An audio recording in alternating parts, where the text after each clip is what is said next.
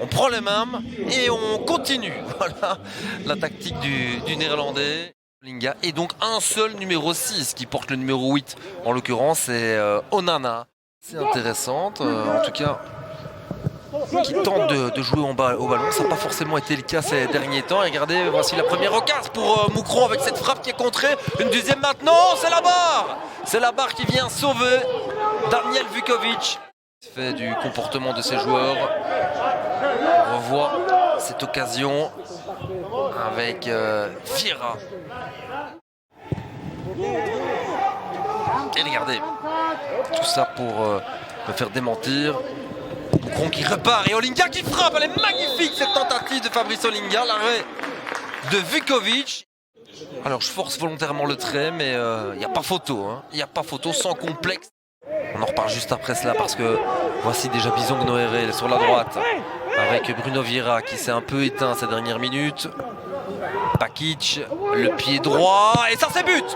0-1 et c'est 100 fois mérité pour Moucron qui passe devant. 33 minutes de jeu, 0-1 d'Acosta.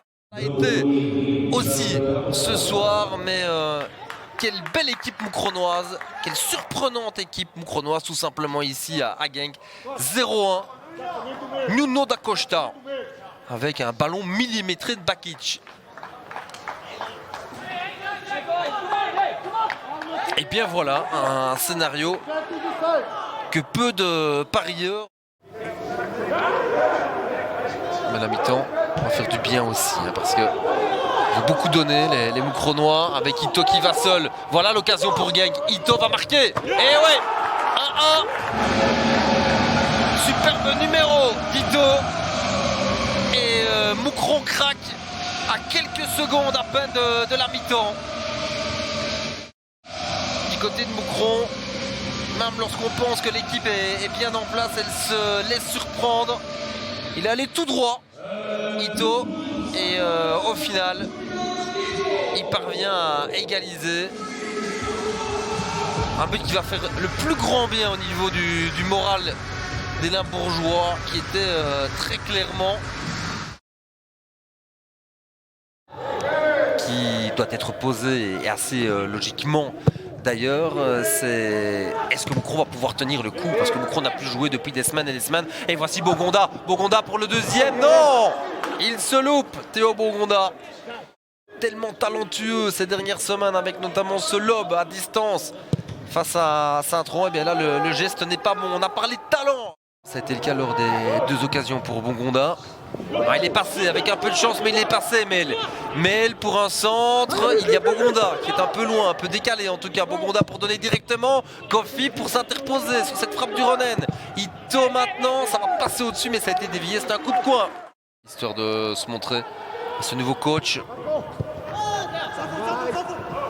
Bogonda, il est passé, il va les marquer. Il va les marquer, ça c'est sûr et certain. C'est du Bogonda pur jus, on le sentait venir.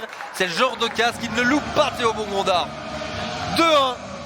Théo Bogonda, son 7e but cette saison. Racing pour construire tout cela et pour proposer une superbe séquence de jeu avec Ito et Kofi. Ça va rentrer, ça va rentrer, c'est 3-1. Et c'est Onuachu qui tue peut-être déjà tout suspense dans cette rencontre à la 62e. À Kofi, j'ai l'impression qu'il y avait mieux à faire. Bien sûr, encore un but pour Onuachu dans ce championnat de Belgique. Il n'en finit plus. 10 minutes encore dans le temps réglementaire de cette première période. De cette deuxième période, vous m'avez compris évidemment, parce qu'on est en tout temps de match. Et Bogonda encore faim, et quand Bogonda enfin il marque, encore un doublé, Monsieur Doublé finalement, son 3e en 3 matchs. Et donc Ito pour lui offrir ce but. En tout cas c'est un travail d'équipe, vous le savez plus que jamais, d'être arbitre aujourd'hui.